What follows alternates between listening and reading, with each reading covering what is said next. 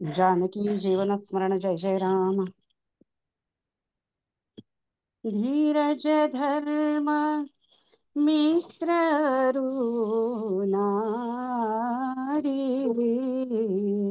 आपद काल परखिए चारी। धैर्य, धर्म, मित्र आणि स्त्री यांची खरी परीक्षा मनुष्याच्या संकट काळामध्येच होते. बड़ा हुआ तो क्या हुआ, जैसे पेड़ खजूर, पंथी को छाया नहीं, फल लागे बहुत दूर. नुसतं मोठं असून उपयोग नाही, तर वर्तनामध्ये मोठेपणा असावा लागतो.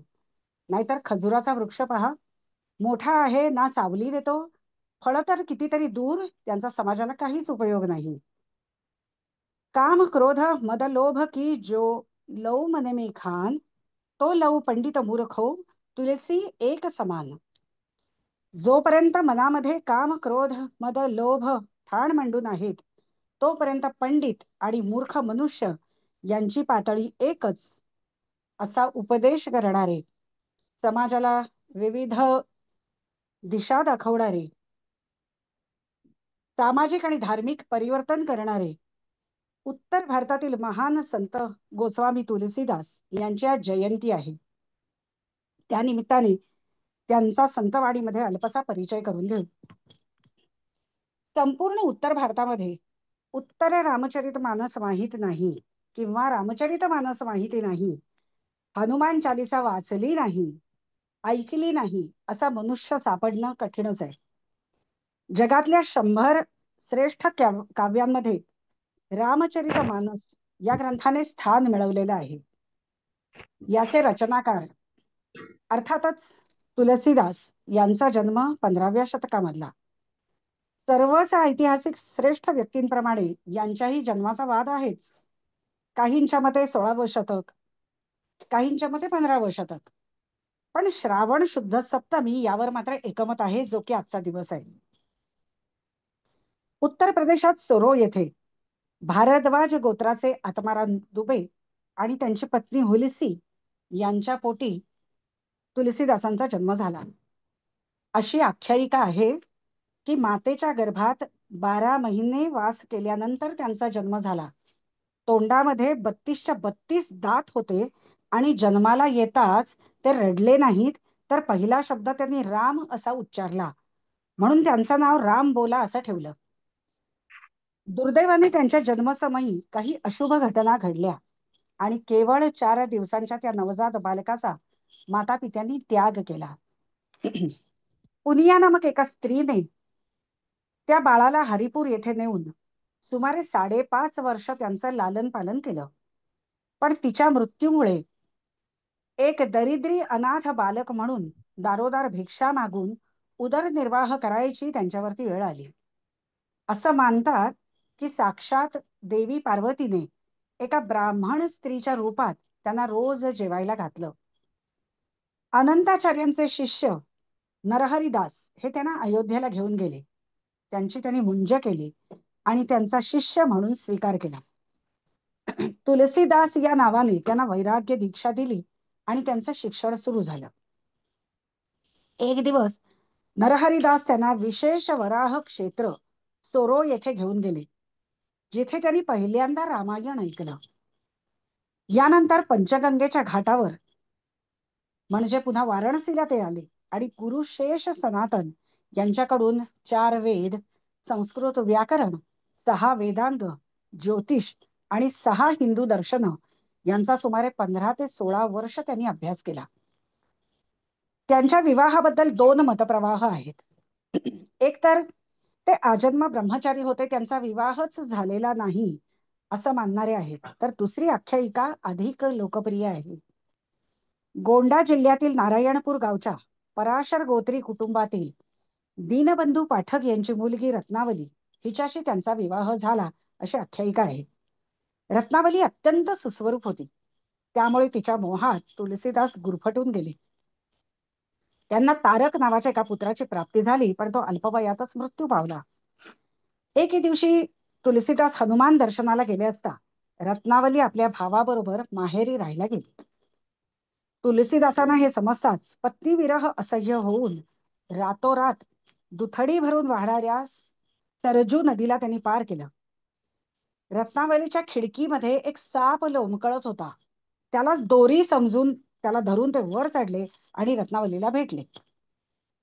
पण हे बघितल्याबरोबर रत्नावलीने त्यांची चांगलीच कान उघाडणी केली. दुथडी भरून सरजू नदीला तुम्ही पार करून आलात, त्यापेक्षा हा भवसागर पार केला असता, त्याच्यासाठी प्रयत्न केला असता तर मला जास्त आवडलं असतं. हे ऐकल्याबरोबर जणू काही अज्ञानाचा अंधकार दूर व्हावा आणि ज्ञानाचा प्रकाश पडावा असं तुलसीदासांना झालं. गुरु म्हणून त्यांनी तिला प्रणाम केला आणि तडक प्रयागला निघून आले. तिथे ते एक साधू किंवा तपस्वी बनले. सुमारे 14 वर्ष रामप्रभूंच्या भेटीसाठी भारतभर तीर्थयात्रा करत फिरले. त्यांना श्री रामप्रभूंच्या भेटीचा अत्यंत ध्यास लागून राहिला होता. पण काय झालं, दीर्घकाळ तीर्थयात्रा तपश्चर्या हे सगळं करूनही प्रभूंचं दर्शन काही झालं नाही. अतिशय निराश झाले, व्याकुळ झाले आणि पुन्हा काशी इथे परत आले. अतिशय दुःखित मनाने सगळ्या तीर्थांमधलं एकत्र केलेलं जे जल होतं ते त्यांनी एका झाडाच्या मुळाशी ओतून दिलं आणि तिथंच शोक करत बसले. पण घटना अशी घडली की ते पवित्र जल पडल्यामुळे त्या झाडावर असलेल्या एका प्रेतात्म्याचा पिशाच्च योनीमधून उद्धार झाला आणि त्याला मुक्ती मिळाली. त्या प्रेतात्म्याने पाहिलं की तुलसीदास शोकमग्न होऊन या झाडाखाली बसलेत. त्यांनी त्याला कारण विचारलं, का रे बाबा, का शोक करतोयस? तुलसीदास म्हणाले, काय करू, इतक्या तीर्थयात्रा केल्या, इतका फिरलो, रामप्रभूंच्या भेटीसाठी जिथे जिथे गेले त्यांच्या पाऊल खुणांवरून सर्वत्र फिरून आलो, पण प्रभूंची काही भेट झाली नाही. प्रेतात्म्याने सांगितलंय, रामप्रभूंची भेट हवी आहे, समोरच्याच हनुमान मंदिरामध्ये जा, तिथे रामकथा कर.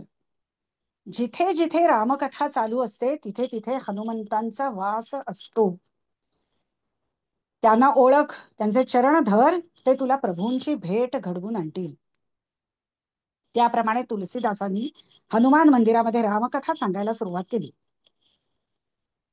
जमलेल्या सगळ्या श्रोतृ वर्गावर सतत नजर टाकायचे, यांच्यापैकी कोण बरं हनुमंत असेल.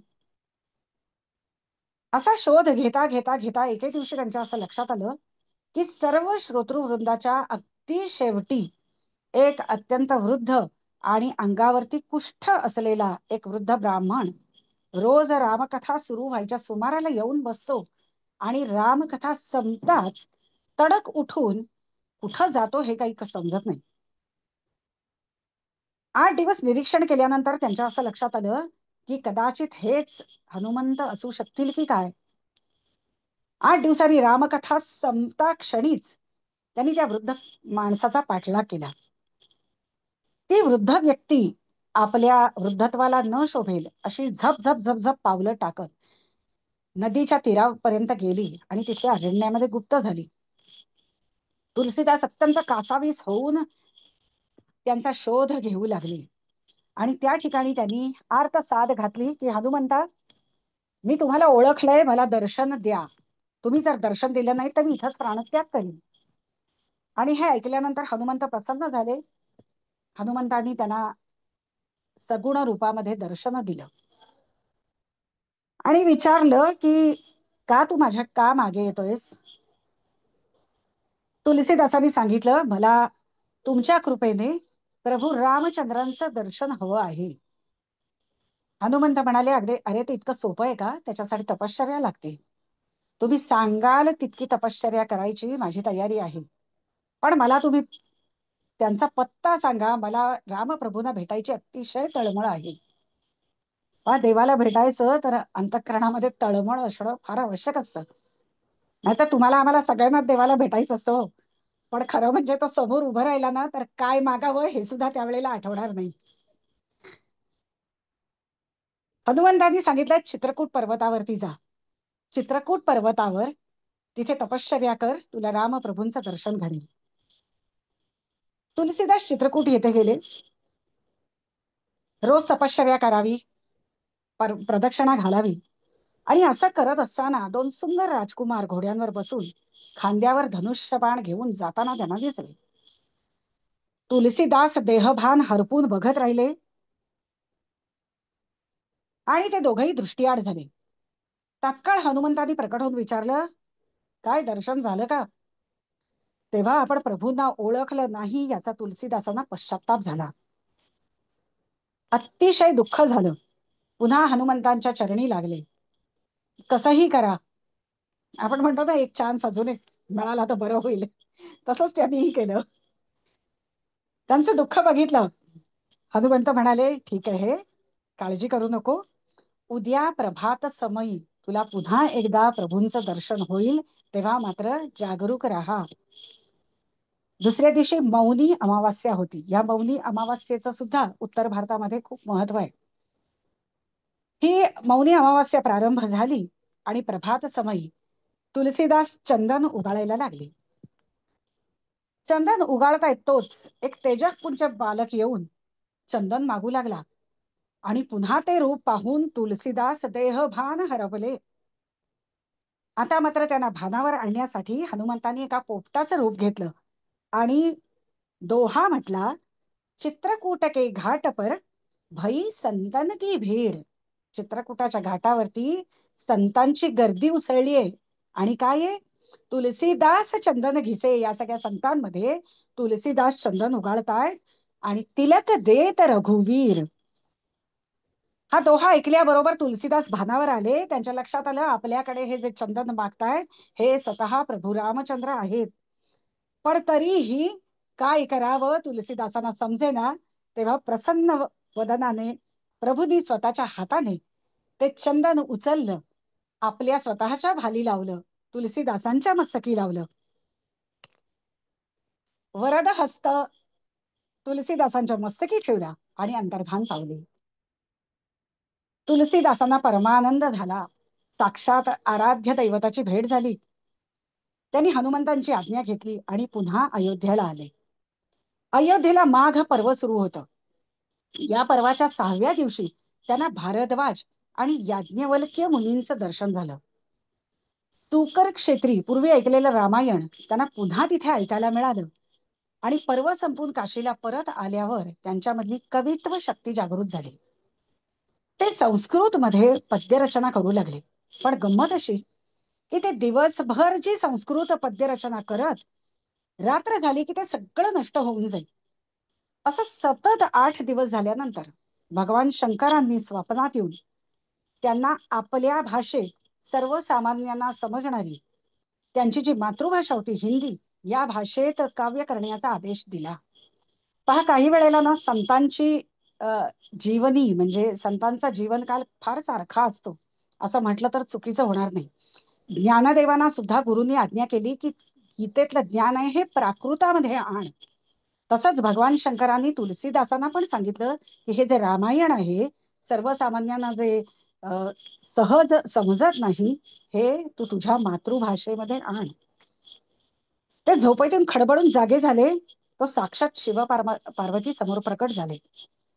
तुलसीदासांनी त्यांना साष्टांग नमस्कार केला. भगवंत प्रसन्न झाले आणि त्यांना आशीर्वाद दिला, तू अयोध्येला जा, तुझ्या भाषेमध्ये काव्यरचना कर आणि सामवेदाप्रमाणे तुझी रचना फलद्रूप होईल.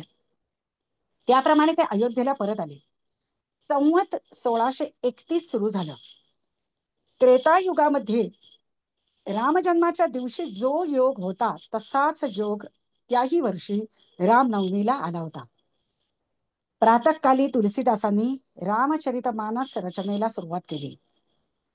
2 वर्ष 7 महिने आणि 26 दिवसांनी हा अद्भुत ग्रंथ पूर्ण झाला.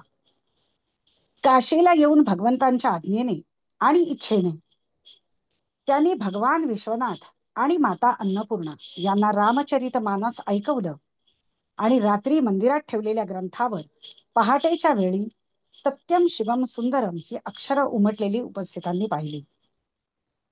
हे पाहिल्यावर तुलसीदासांच्या अमोघ प्रतिभेची आणि भक्तीची साक्ष सगळ्यांना पटली. साहजिकच काशीतल्या पंडितांना हे सहन झालं नाही. नाना प्रकारे ते तुलसीदासांची निंदा करू लागले. इतकंच नव्हे तर हा ग्रंथ चोरण्यासाठी त्यांनी चोर पाठवले. चोर रात्री आले. त्यांनी पाहिलं की कुटीच्या आसपास दोन अत्यंत देखणे आणि पराक्रमी युवक हातात धनुष्यबाण घेऊन पहारा देत आहेत. त्यांचं दर्शन होताच चोरांची वृत्तीच पालटली आणि ते शुद्ध बुद्धीने भगवत भजन करू लागले. सकाळी ही हकीकत तुलसीदासांना समजली. त्या चोरांकडून त्या दोन युवकांबद्दल समजलं आणि भगवंतांना आपल्यामुळे कष्ट सहन करावे लागले हे त्यांच्या लक्षात आलं. अतिशय दुःखी झाले आणि भगवंतांना आपल्यासाठी कामच नको म्हणून आपल्या कुटीतल्या सगळ्या चीजवस्तू त्यांनी वाटून टाकल्या आणि निसंग झाले. अकबर बादशाच्या दरबारातल्या नवरत्नांपैकी एक राजा तोडरमल याला रामचरित्र मानस हा मूळ ग्रंथ त्यांनी सुपूर्द केला आणि नंतर स्वतःच्या विलक्षण कल्पनाशक्तीने आणखी एक प्रत तयार केली, ज्या प्रतीवरून पुढे असंख्य प्रती अनेकांनी तयार केल्या आणि पूर्ण भारतभर त्याचा प्रसार झाला. मधुसूदन सरस्वती नामक काशीतल्या महापंडितांनी या ग्रंथाचा गौरव केला. तरीही काशीतल्या पंडितांचं समाधान होईना. त्यांनी पुन्हा सांगितलं की नाही, आम्हाला पुन्हा या ग्रंथाची परीक्षा घ्यायची. मग कशी परीक्षा घ्यायची? तर काशी विश्वेश्वरापुढे रामचरितमानस हा जो ग्रंथ ठेवलेला होता त्याला तुच्छ मानून त्याच्यावर पुराण, वरती उपनिषद, त्याच्यावरती शास्त्र आणि सगळ्यात वरती वेद रचून ठेवले. जर म्हणाले हा ग्रंथ श्रेष्ठ असेल तर हा ग्रंथ आपलं श्रेष्ठत्व स्वतःच सिद्ध करील असं सांगून सगळेजण बाहेर पडले. चमत्कार असा झाला की दुसऱ्या दिवशी सकाळी रामचरितमानस हे सगळ्या ग्रंथांच्या वरती आढळून आलं आणि पंडितांचा अभिमान लयाला गेला. ते सर्व तुलसीदासांच्या चरणी लागले. रामानंद संप्रदायाचे अनुयायी गोस्वामी तुलसीदास यांनी अपार ग्रंथरचना केली. गीतावली, कृष्ण गीतावली, पार्वती मंगल, विनयपत्रिका, दोहावली, हनुमान बाहुक आणि अत्यंत लोकप्रिय असणारी हनुमान चालिसा. आपल्याला ती जरा वेगळ्या घटनेमुळे जास्ती माहिती आहे, पण संपूर्ण उत्तर भारतामध्ये अतिशय लोकप्रिय आणि जसं आपण भीमरूपी महारुद्रा लहानपणापासून म्हणतो, पाठ करतो, तसं उत्तर भारतामध्ये अतिशय लोकप्रिय आणि लोकांना ही तोंडपाठ आहे. ह्या अनेक रचना तुलसीदासांनी केल्या. संत सूरदासांनी त्यांना संत शिरोमणी म्हणून गौरवलं. तर अब्दुल रहीम खान खाना जे अकबराच्या दरबारातल्या नवरत्नांपैकी एक होते, हे तुलसीदासांचे परममित्र होते. त्यांनी रामचरित्र मानसची तुलना हा ग्रंथ हिंदूंना वेदा समान आणि मुसलमानांना कुराणा समान पवित्र आहे अशा शब्दामध्ये केली. अनेक आलोचकांनी त्यांना रूपकांचा सम्राट असं म्हटलं आणि उपमा देण्यामध्ये पारंगत असा त्यांचा गौरव केला. हिंदी कवयित्री महादेवी वर्मा यांनी तुलसीदासांचा गौरव करताना अशांत मध्य युगामध्ये भारताला तुलसीदासांकडून ज्ञान प्राप्त झालं आणि आज आपण ज्या रामाला जाणतो तो तुलसीदासांचा राम आहे असं म्हटलं जातं, असं त्यांनी म्हटलंय. आपण रामायण ही मालिका पाहिली असेल किंवा रामायणावरच्या अनेक सिनेमे किंवा काही हे बघितले असेल व्हिडिओज वगैरे, तर या सगळ्यांचा आधार हा तुलसी रामायण आहे. हे तुलसी रामायण तुलसीदासांनी जरी वाल्मिकी रामायणावरून रचलं असलं तरी तुलसी रामायण अत्यंत लोकप्रिय आहे, याच्यात काही दुमत नाहीये. त्यांच्या स्मरणार्थ वाराणसीमध्ये गंगेवर तुलसी घाट बांधला गेला. स्वयं तुलसीदासांनी संकटमोचन हनुमान मंदिराची इथेच स्थापना केली. या संकटमोचन हनुमान मंदिराची आणि हनुमान चालिसाची ही एक आख्यायिका आहे, कदाचित आपण ऐकली असेल.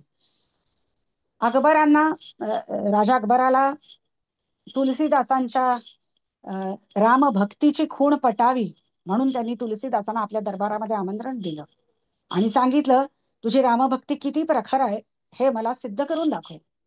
तुलसीदास म्हणाली, याची काहीच गरज नाही आणि तू सम्राट असलास किंवा कुणीही असलास तरी तुझ्या समोर मी माझी भक्ती प्रकट करावी इतकी तुझी योग्यता नाही.